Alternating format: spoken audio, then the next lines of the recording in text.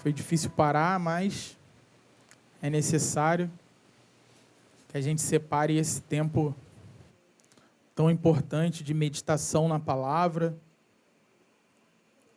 nesse tempo tão importante para que a nossa adoração seja uma adoração certa, tempo tão importante para que o nosso louvor seja um louvor que agrade ao Senhor de fato, e eu creio que é sobre isso que a palavra de Deus essa manhã vai apontar para nós, é sobre isso que o Espírito vai nos direcionar essa manhã, como nós devemos nos preparar para esse dia. Cantamos muito sobre o reinado de Jesus, cantamos muito sobre esse aspecto de Cristo como um rei, como um governador. Falamos sobre o reino de Deus, falamos sobre os últimos dias, falamos sobre a nossa expectativa pelo retorno de Jesus. Mas nós precisamos estar prontos, nós precisamos nos preparar, nós precisamos estar aptos para subir o Monte Sião, onde o trono dele será estabelecido. Nós precisamos nos preparar para esse dia. E nós iniciamos essa trilogia, se assim podemos chamar, nessa sequência do Salmo 22, 23 e 24, com as cordas tristes do Salmo 22. E aí nós passamos para as notas suaves do Salmo 23. E agora nós chegamos aqui no Salmo 24.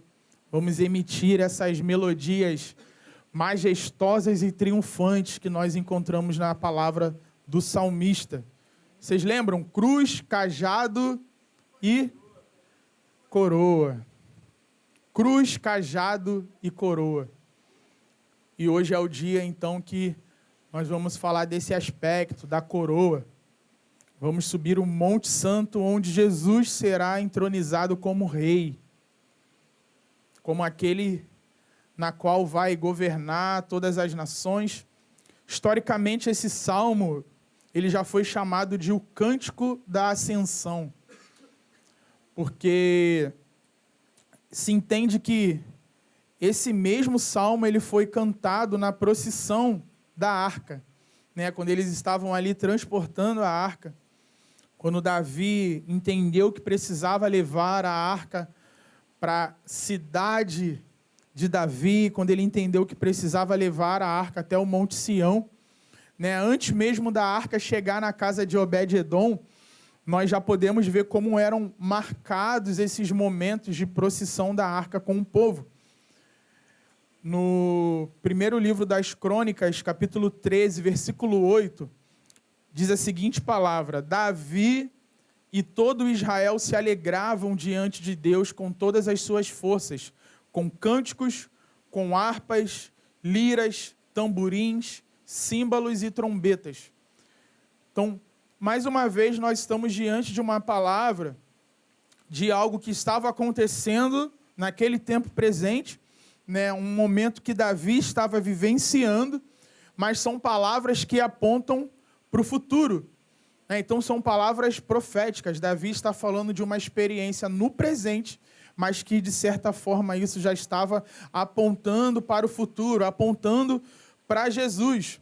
Tem um estudioso chamado Henry Steinberg, que ele disse que a chegada do Senhor da Glória, das altas exigências impostas sobre o povo por conta desse evento e a necessidade absoluta de preparação digna para a chegada, constitui o tema desse salmo. Então vamos ler aí esses 10 versículos do Salmo 24, para a gente introduzir a nossa palavra aí dessa manhã, que o tema aqui na minha tradução é a vinda do Rei da Glória. A partir do primeiro versículo, vamos ler o que diz as Escrituras. Ao Senhor pertence a terra e a sua plenitude, o mundo e os que nele habitam, porque ele fundou-a sobre os mares e sobre as correntes a estabeleceu. Quem subirá ao monte do Senhor? Quem há de permanecer no seu santo lugar? o que é limpo de mãos e puro de coração, que não entrega sua alma à falsidade, nem faz juramentos com a intenção de enganar. Este receberá do Senhor a bênção e a justiça do Deus da sua salvação. Esta é a geração dos que o buscam, dos que buscam a face do Deus de Jacó. Levantem as suas cabeças, ó portas. Levantem-se, ó portais eternos, para que entre o Rei da Glória. Quem é o Rei da Glória? O Senhor forte e poderoso, o Senhor poderoso nas batalhas. Levantem as suas cabeças, ó portas. Levantem-se, ó portais eternos, para que entre o Rei da Glória. Quem é esse Rei da Glória? O Senhor dos Exércitos. Ele é o Rei da Glória.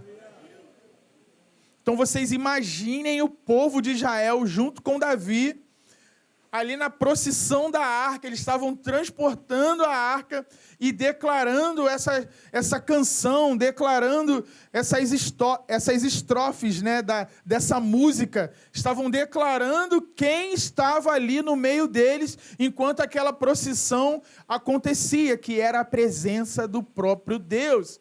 Eles estavam carregando a presença, era um povo que literalmente carregava a presença de Deus.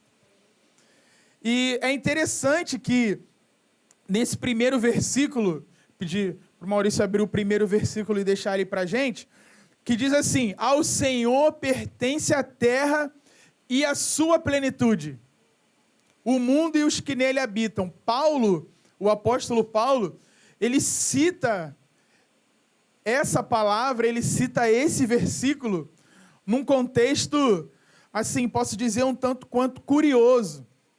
Porque ele está falando relacionado à comida, a questão da comida oferecida aos ídolos.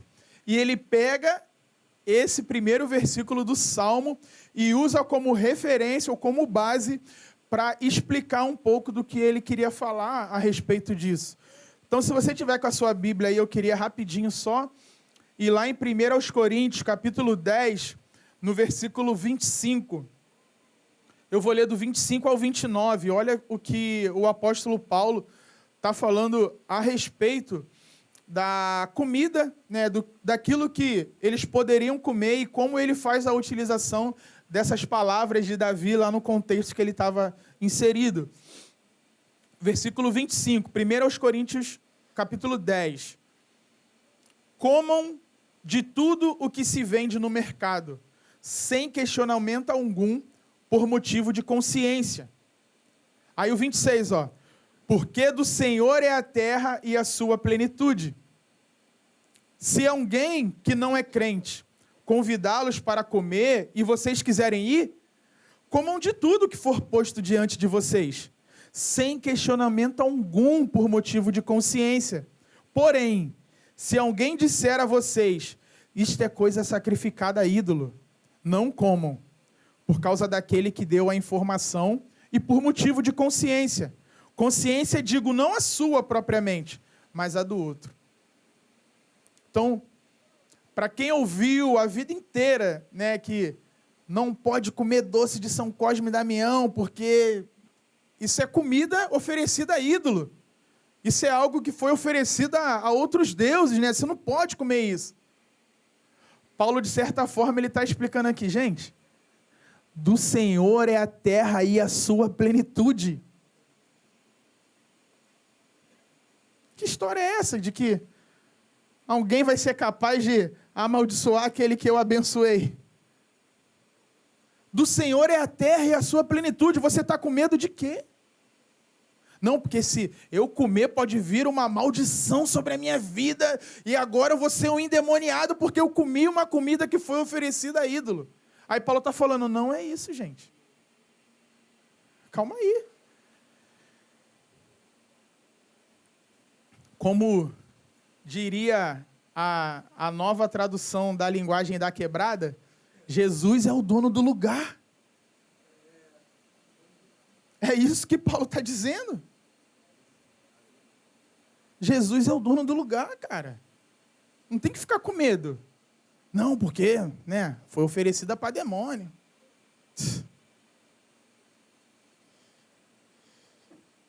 Deus é dono de tudo, gente. Nós precisamos desfrutar da sua criação para a glória dele. Não existe lugar para medo na vida de quem entendeu esse versículo aqui, ó. Ao Senhor pertence a terra e a sua plenitude, o mundo e os que nele habitam. Mas não se esqueçam que ao mesmo tempo em que temos liberdade, nós precisamos fazer bom uso dela. Nós não podemos ser motivos de escândalo para os mais fracos na fé. E aí entra o outro lado da moeda. Se alguém não entende ou não concorda, abra mão. Porque é assim que funciona a verdadeira liberdade. Ser livre é poder fazer, mas abrir mão quando você achar que isso pode ofender a mente de alguém. Isso é ser livre. Porque tem gente que diz que é livre, mas não consegue ficar sem fazer. Aí não é liberdade, aí é escravidão. No entanto que 2 capítulos antes, lá em 1 Coríntios, capítulo 8, no versículo 13, olha o que o próprio apóstolo Paulo vai declarar. E por isso, se a comida serve de escândalo ao meu irmão, nunca mais comerei carne, para que não venha escandalizá-la. Isso é amar, gente. Isso é amar o próximo. Eu sou livre. Eu posso. Mas se escandaliza o meu irmão, nunca mais eu como dessa carne. Ele está falando aqui de carne, que eu já falei isso algumas vezes, mas eu acho importante, sempre que possível, lembrá-los, né? Que as carnes que eram oferecidas aos ídolos naqueles dias, depois elas eram vendidas no mercado. Era como se você passasse numa encruzilhada e tivesse uma galinha lá, e depois aquela mesma galinha estivesse sendo vendida no aviário. Mas eles sabiam que era oferecida a ídolos. Então tinha gente que olhava e falava assim, ei, isso aí é oferecido a ídolo. Aí a pessoa já, em sua sabedoria, caramba, o varão viu. Não, então eu vou comprar aquela ali, né, irmão? Que não é oferecida, né? Pô, caramba, nem tinha me ligado nisso. Pô, me perdoa aí. E não ofende a mente do irmão. Por quê? Porque se é propósito de Deus salvar aquela pessoa, quem somos nós para ser motivo de escândalo, para ser pedra de tropeço para aquele irmão? Se ele é fraco na fé e não entende, que eu me humilhe e deixe de fazer aquilo que eu sei que sou livre para fazer. Porque primariamente eu amo meu irmão. Então, a liberdade, ela precisa vir acompanhada de sabedoria. Vão existir momentos que aquilo que você pode, você mesmo vai falar para você, não, hoje não. Quem sabe amanhã dentro da minha casa, quando eu estiver sozinho, e não tiver ninguém para me apontar e julgar ou condenar aquilo que pode ofender a mente dele. Isso é amar os fracos na fé. E é isso que nós encontramos o tempo todo nas Escrituras. Amém, gente? Faz sentido isso para vocês? Se a minha atitude pode ofender o próximo, eu abro mão dela.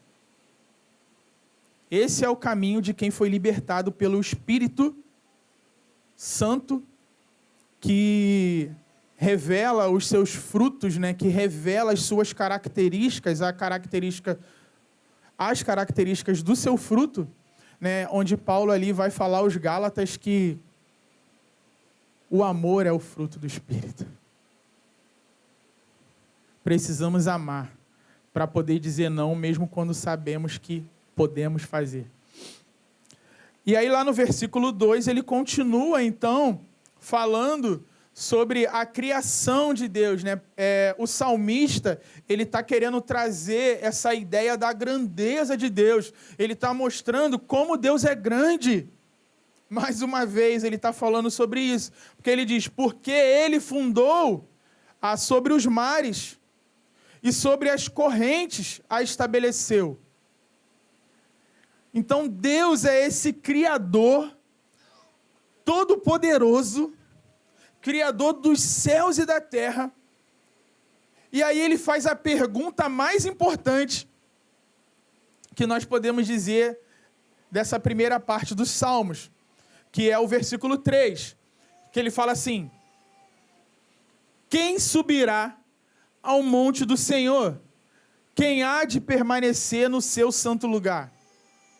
Se Deus é esse Deus tão grande, se Deus é esse Deus todo-poderoso, se Deus é esse Deus cheio de glória, se Deus é esse Deus que a minha mente não consegue alcançar a compreensão da sua grandeza, quem pode entrar na presença dele? Quem pode permanecer no seu santo lugar com um Deus tão grande assim? Essa é a pergunta que o salmista está fazendo. E nós precisamos fazer essa pergunta também, de maneira honesta. Senhor, será que eu estou habilitado para isso? Será que eu sou uma dessas pessoas que vai subir ao monte e vai permanecer no seu santo lugar? E aí o versículo 4, o salmista ele vai responder, ele faz a pergunta e ele traz a resposta. O que é limpo de mãos e puro de coração. Mãos limpas tem a ver com ações corretas. E pureza de coração tem a ver com intenções corretas. Então são ações corretas e intenções corretas. Isso é necessário se alguém espera ser admitido na presença de Deus. Davi, ele está falando sobre uma mudança exterior, mas que está fluindo do interior. A ligação entre moralidade externa e pureza interna. Consegue perceber que não é só o que você faz, mas é por que você faz? Porque a religiosidade, muitas vezes, ela vai nos conduzir por um caminho de fazer. Fazer.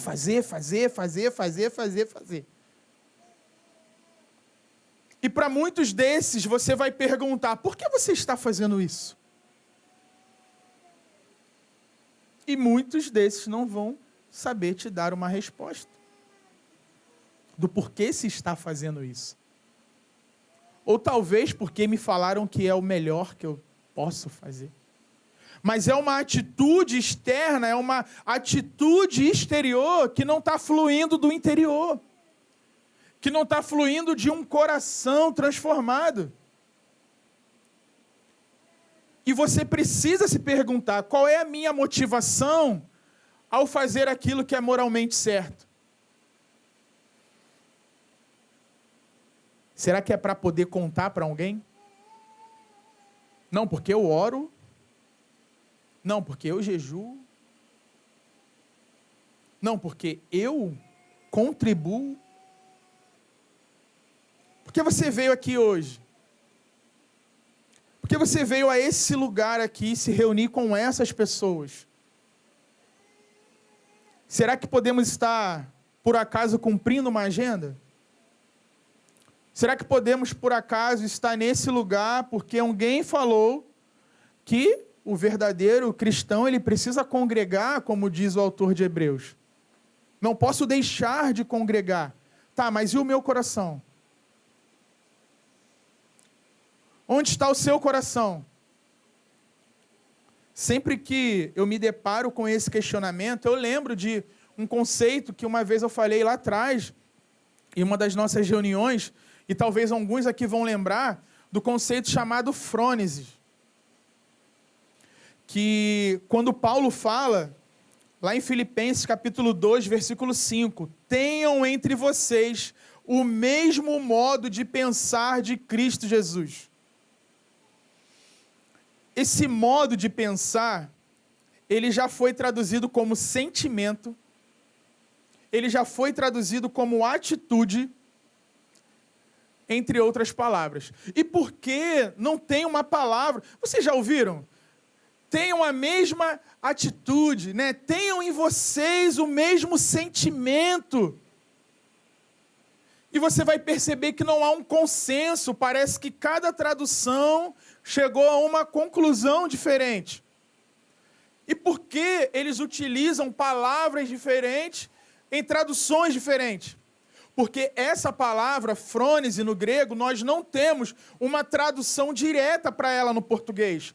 É um conceito que sempre precisa ser explicado, porque não tem uma palavra que traduz a profundidade do seu significado. Não temos uma palavra no português para frônese. Então, cada autor, cada tradutor, ele tenta pegar um termo que ele entenda que faz mais sentido para explicar uma palavra que não tem como a gente traduzir. Então, é um conceito que precisa ser sempre explicado. E essa palavra, frônese, ela é a junção de desejo, entendimento e atitude. Ou seja, a característica de Jesus que nós precisamos ter, que Paulo está enfatizando aqui, é querer fazer o melhor, saber que aquilo é o melhor e realizar. É um combo. Você entende o que é certo, porque você deseja o que é certo e você faz o que é certo. Vocês estão comigo, gente? Está fazendo sentido isso para vocês? Por isso que Paulo, mais à frente, ele vai falar aquele versículo tão conhecido lá do versículo 13 de Filipenses 2, que ele fala, porque Deus é quem efetua em vocês tanto querer como realizar, segundo a sua boa vontade. Ele está dizendo que nós precisamos dessa transformação da mente. Nós precisamos que o nosso coração seja moldado para que essa frônese de Cristo faça parte da nossa vida e que a nossa vida seja recheada de atitudes que procedem de um entendimento, de um desejo e de uma ação. É um combo, isso precisa estar junto. Ah, por que eu faço? Porque eu entendo que isso é melhor e porque eu desejo fazer isso, eu faço. Mas às vezes nós estamos fazendo por fazer muitas coisas. Muito daquilo que nós fazemos talvez seja apenas repetir o que eu vi outras pessoas fazendo, mas não é o reflexo de algo que foi mudado dentro. E aí há um problema. Se o meu frequentar a igreja é porque eu fui criado na igreja e eu entendi que o melhor lugar para se estar domingo era dentro de uma igreja, mas se esse frequentar, se esse abrir a palavra, se essa busca não for resultado de algo que foi mudado dentro de mim, eu estou apenas indo para a igreja domingo após domingo e daqui a alguns anos eu estarei no inferno. Olha o problema disso. Se aquilo que eu sou de verdade, se aquilo que lá no meu íntimo, se o meu homem interior não tem sido transformado, eu preciso duvidar. Eu preciso questionar. Eu preciso ser honesto. E buscar entender se realmente eu fui salvo. E talvez reconhecer que eu desesperadamente preciso de Deus.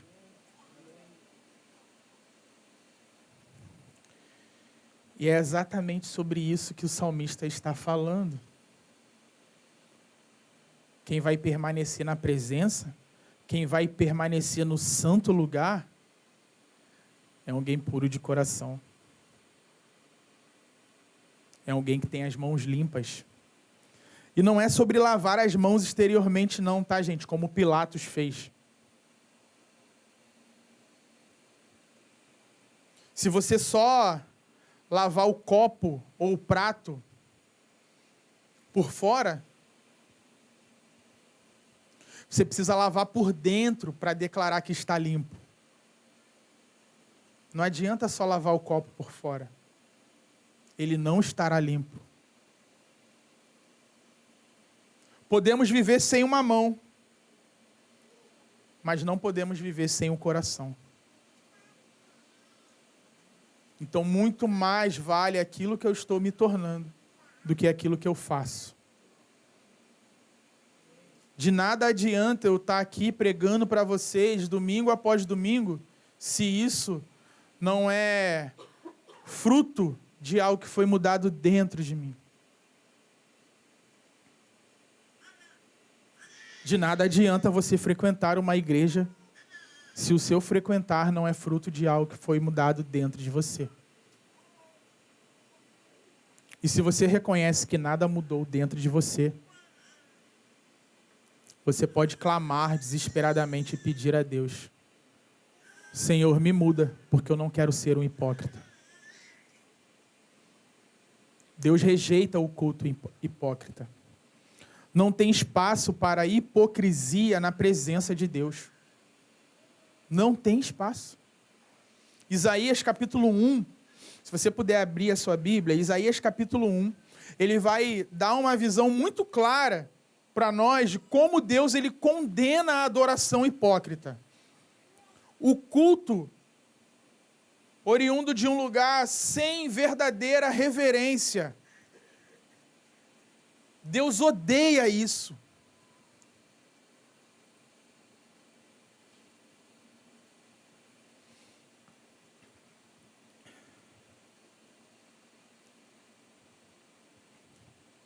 Isaías capítulo 1, a partir do versículo 13.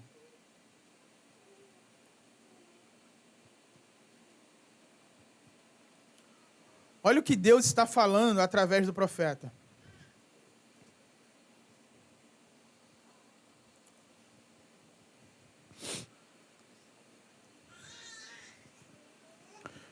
Não me tragam mais ofertas vãs.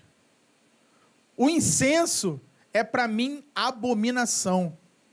E também as festas da lua nova, os sábados e a convocação das assembleias.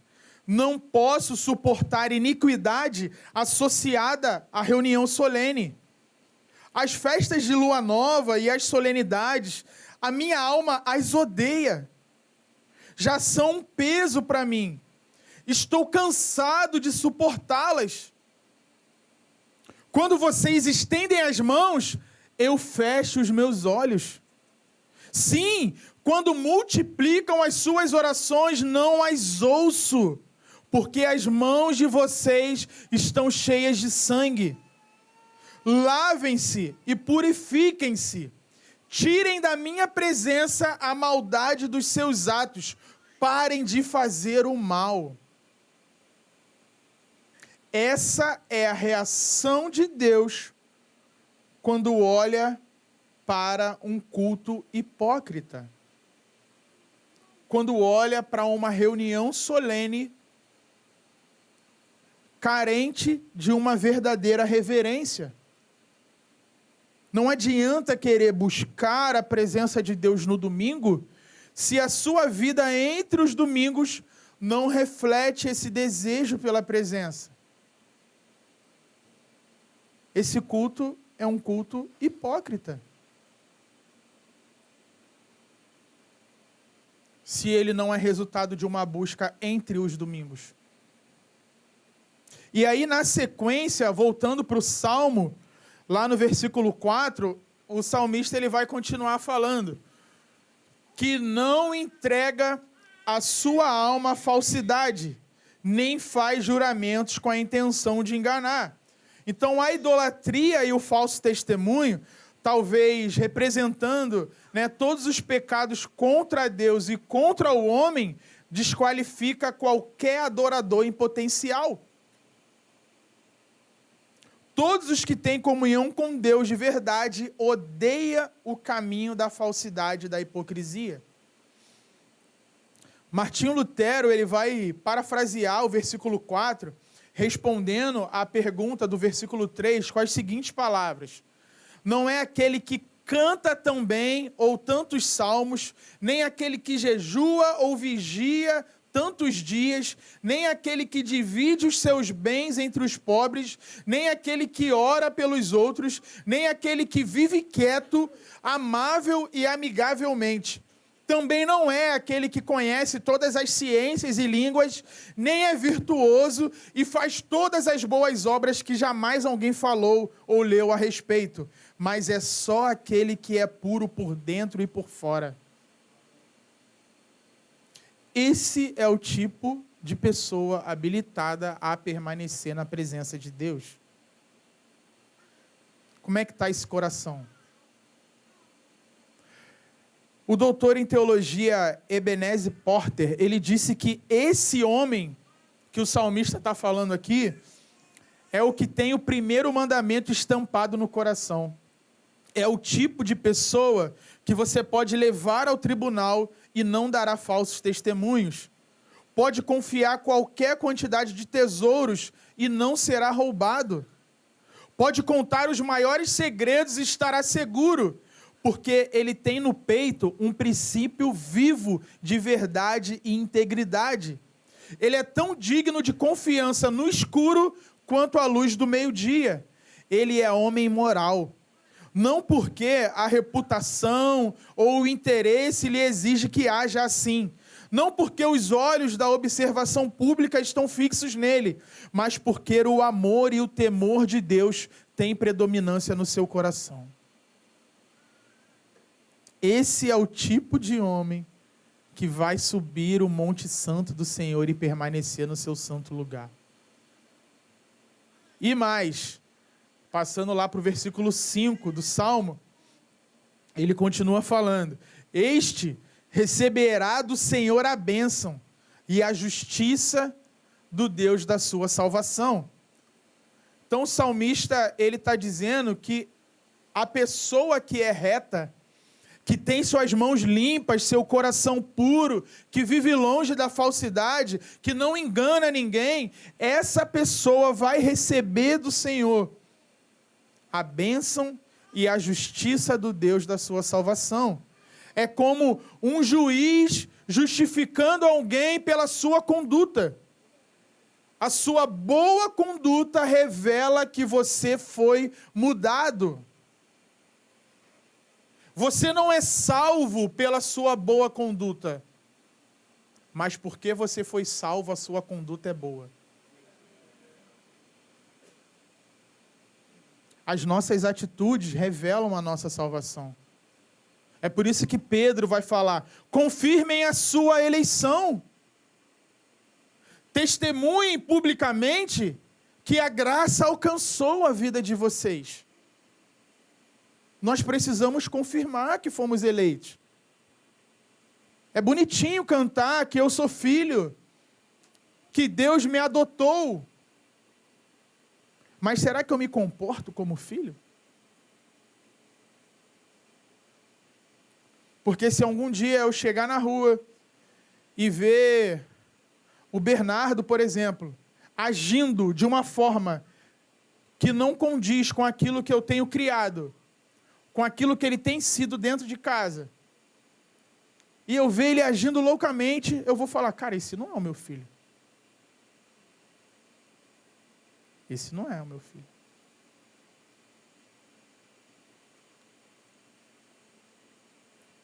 E muitas vezes a forma que nós temos conduzido as nossas vidas pode fazer com que Deus olhe e fale: esse não é o meu filho. Porque o mundo ama falar, e falamos até sobre isso no estudo, que eu também sou filho de Deus. É muito legal, né? E eu também sou filho de Deus. Estou de folga sexta-feira, porque eu também sou filho de Deus, né? Mas muitas vezes a vontade que dá é para falar: calma aí. Não é nada.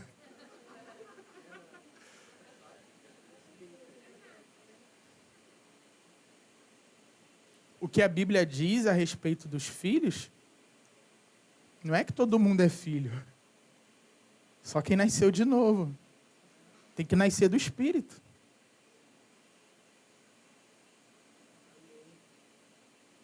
Senão não é filho. Quem é que fala para nós que nós somos filhos? É o Espírito. Sem o Espírito, sem paternidade de Deus. Então, de alguma forma, isso precisa lançar sobre nós um senso de responsabilidade. Cara, eu sou filho de Deus. Falar que é filho de Deus requer de nós um posicionamento como filhos. E é por isso que, na sequência, o salmista, olha o que ele vai dizer, no versículo 6 do Salmo 24. Esta é a geração dos que o buscam, dos que buscam a face do Deus de Jacó. Quando ele fala geração aqui, a tradução para essa palavra é raça. É um grupo de pessoas que têm características em comum. Isso é uma raça. Então, quando ele está falando geração, ele está falando sobre isso. Ou seja, esse é o tipo de gente dos que o buscam. Essa pessoa que se comporta, que carrega essas características, é geração eleita. É de um povo santo, é de uma raça separada. É um povo de pedigree. Não é qualquer gente. Nós não somos qualquer tipo de pessoa. Esse é o grupo de pessoas que tem fome por Deus. Um povo menosprezado pelos homens, contudo amados por Deus. Quer saber se alguém verdadeiramente busca a presença de Deus? Olha o estilo de vida dessa pessoa. A piedade, né, essa busca extravagante por Deus, a piedade, ela revela fome. Toda pessoa piedosa é uma pessoa que tem fome por Deus. E toda pessoa que tem fome por Deus é piedosa. A piedade revela fome e a fome revela a piedade. Desejar comunhão com Deus é algo purificador. Quem deseja ter relacionamento com Deus se cuida de estar limpinho.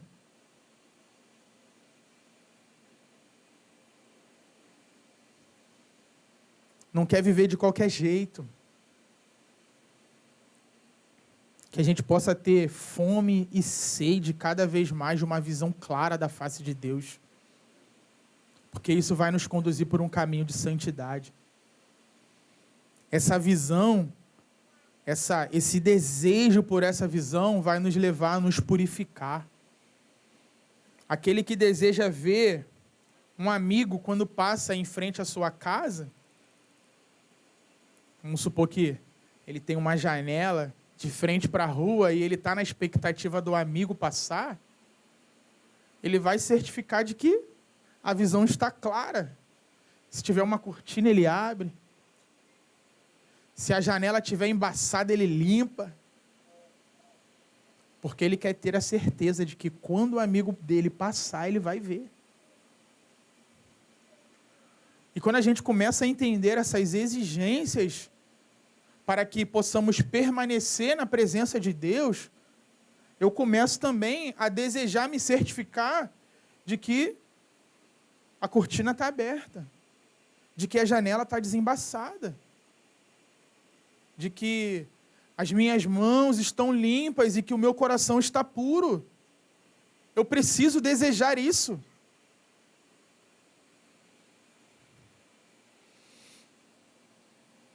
Você quer mesmo ver Deus?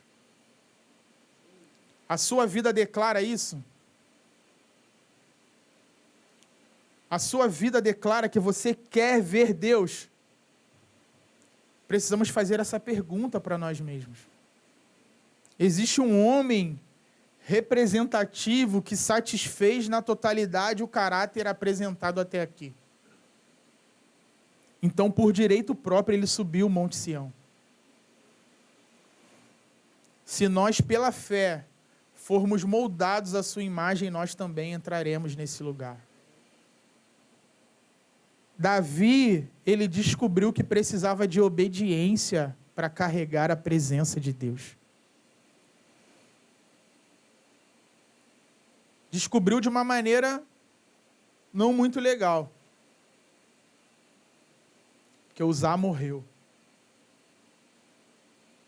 A morte de Uzá mostra para Davi que não eram métodos, não era uma carroça, não eram cavalos, que a presença de Deus ela requer uma postura correta.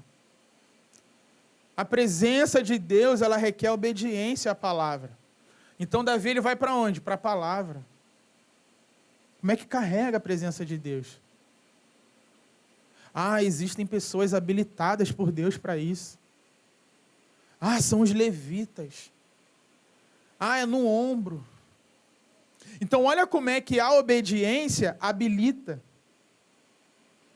A pessoa busca na palavra, entende e faz conforme a palavra. Assim a arca foi conduzida. Que o Senhor nos torne um povo habilitado para a presença dEle.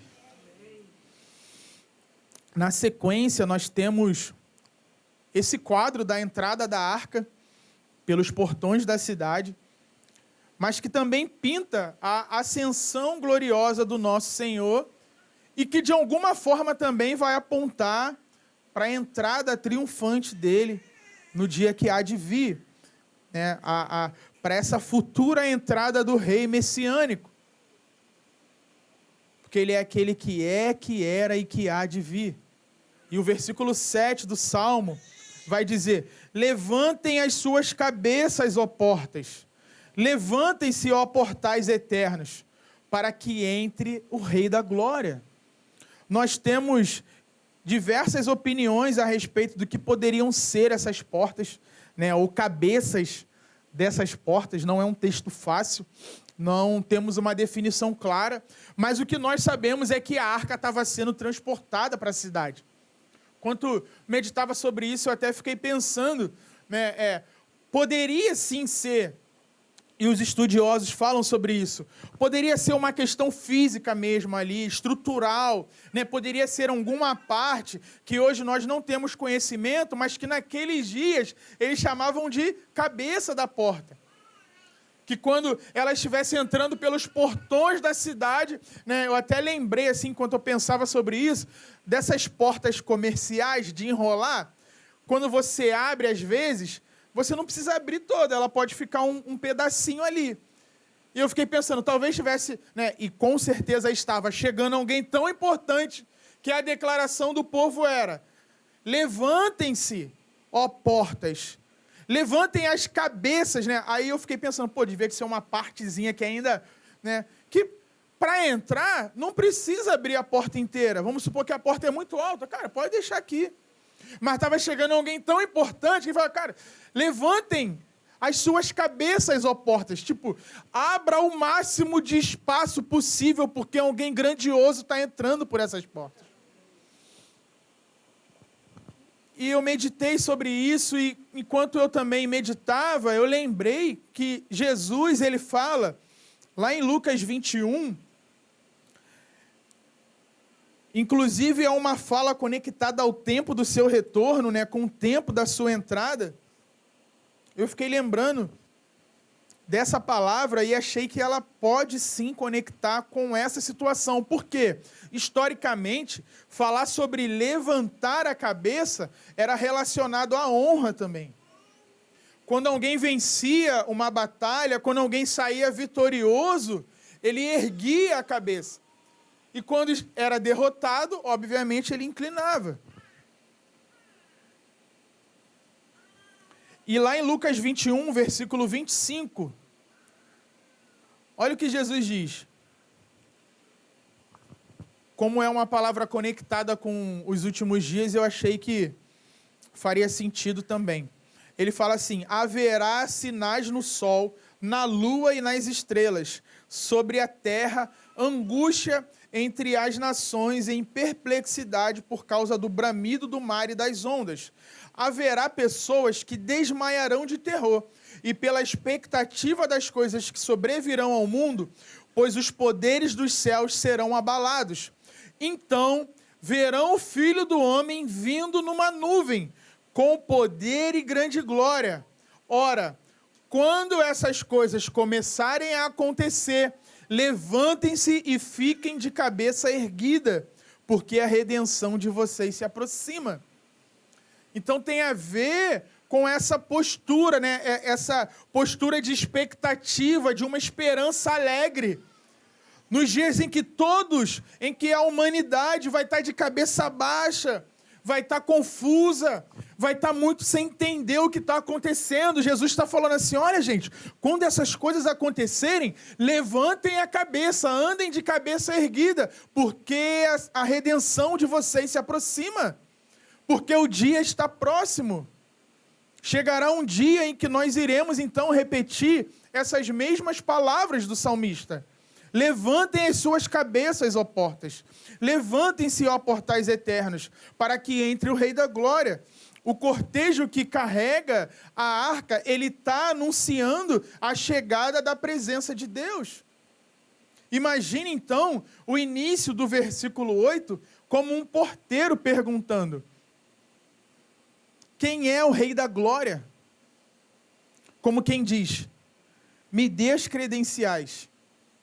Sabe quando você chega num prédio comercial e a pessoa quer saber quem você é para você poder acessar? Esse porteiro está meio que fazendo essa pergunta. Tá, quem é o Rei da Glória? E aí o salmista responde quem é o Rei da Glória. O Senhor forte e poderoso. O Senhor poderoso nas batalhas. É o Senhor que redime o seu povo e derrota os seus inimigos. É desse que eu estou falando. O povo de Israel, ele já podia cantar naquele tempo a respeito da presença de um Deus que havia os libertado da escravidão. Hoje, nós podemos cantar a respeito desse mesmo Deus, desse rei vencedor, que venceu o pecado, a morte e o inferno, e em breve virá. Quem é o Rei da Glória? É aquele que vem para salvar o seu povo. É aquele que vem para salvar o povo de Israel e a sua igreja. Que honra é o nosso coração poder cantar louvores a Ele. E vocês notaram que o salmista ele repete essas declarações? Eu fiquei pensando, será que ele estava profetizando acerca das duas vindas de Jesus? Fiquei nessa heresia particular aí pensando. Será? Sei não, mas pode ser apenas também um recurso poético, né? Um refrão da música que está sendo repetido ali. Amém. De qualquer forma, nós temos a garantia pela palavra profética que vai chegar o dia que nós vamos cantar esse refrão. Vai chegar o dia em que nós vamos declarar isso com os nossos olhos olhando para o Rei. Então vamos ler esses últimos versículos do Salmo 9 e 10. Levantem as suas cabeças, ó portas. Levantem-se, ó portais eternos, para que entre o Rei da Glória. Quem é esse Rei da Glória? O Senhor dos Exércitos. Ele é o Rei da Glória. Se a terra é dele, como nós vimos nos versículos 1 e 2, se ele é santo, como nós vimos do 3 ao 6, pedir para que se levantem os portais eternos, não é um grito litúrgico ou cerimonial, mas é um brado de guerra.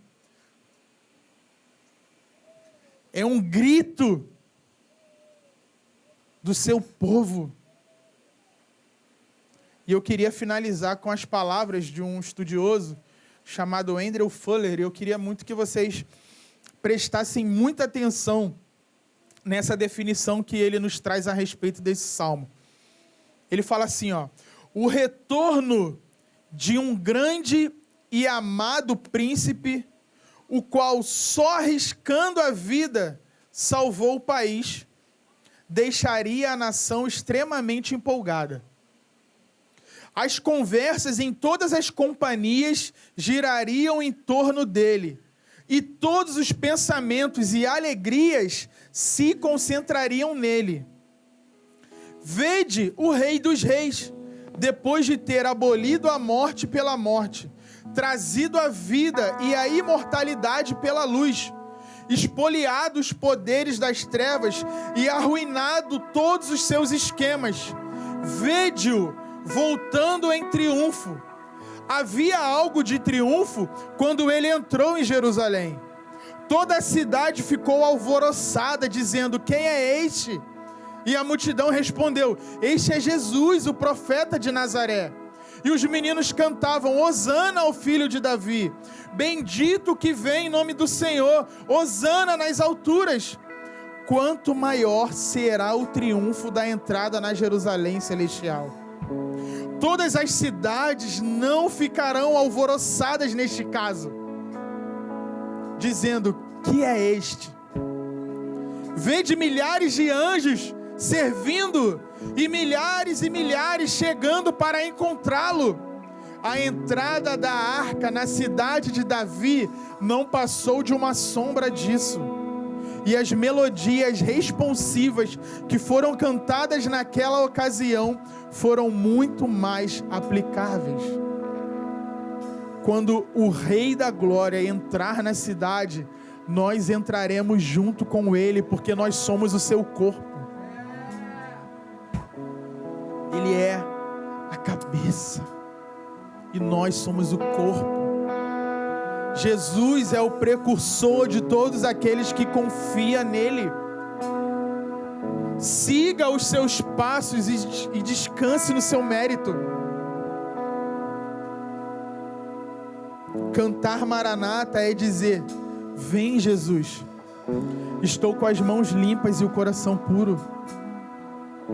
Vamos subir o monte Sião, eu quero permanecer na sua presença para sempre. Isso é cantar Maranata. Que essa palavra seja uma convocação à pureza interior a ser revelada no nosso exterior. Amém? Vamos louvar ao Senhor.